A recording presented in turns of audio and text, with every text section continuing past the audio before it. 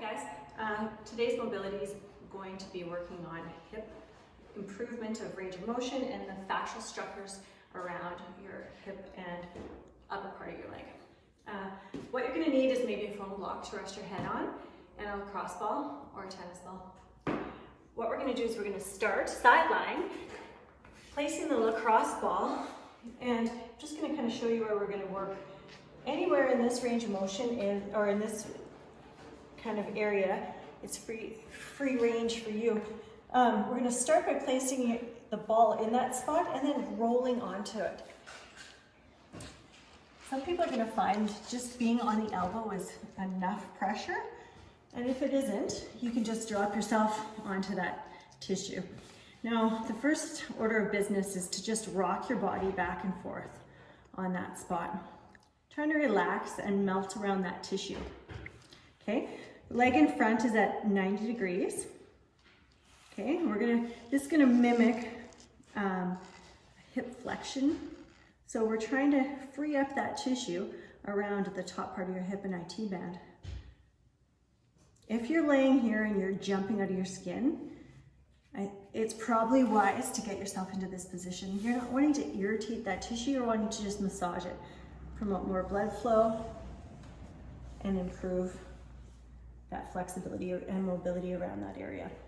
Okay, we're gonna straighten that leg out and we're gonna rock again, just moving your body back and forth. Use this back leg to kind of be your kickstand. Keeping that core still. And just moving around to find tissues that maybe need a little bit more attention. Okay, now what we're gonna do is we're gonna add a rotation. Okay, so you're gonna take that foot, you're gonna rotate that whole femur, including the knee, towards the ceiling and back.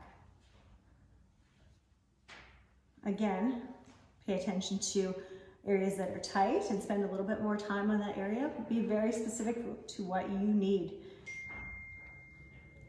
Okay, we're gonna bring that leg a little bit closer to just a 30-degree angle and doing the same thing. Move the ball around if you need to.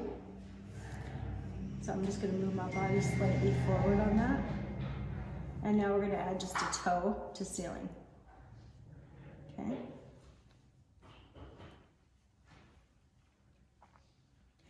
And then we're gonna bring that leg quite close to being underneath you, and we're still rocking and rolling on that spot.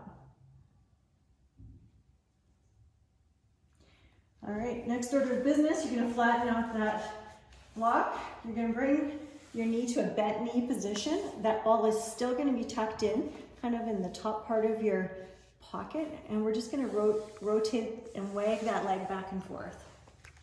Letting that foot drop onto the side of your shoe if you're wearing some shoes.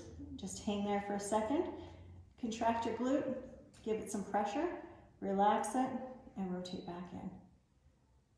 Now, if you're not feeling this, just reposition the ball or your foot until you are. Doing about four to six kind of wags back and forth. Good. Bringing that leg up into hip flexion and moving that leg from midline away from the body, making a circle. Still pressure on that ball.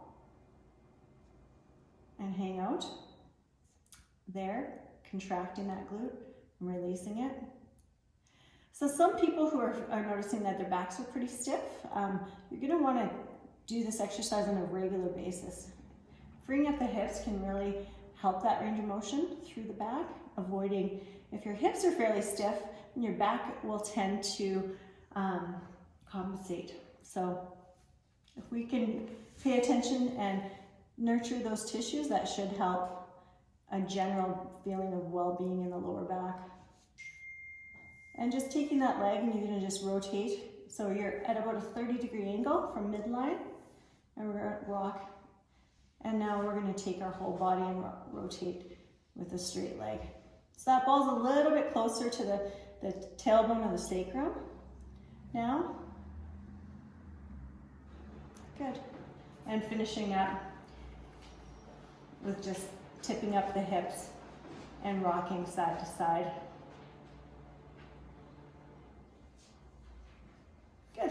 Now, the next thing you're gonna wanna do is repeat the exact same thing on the other side.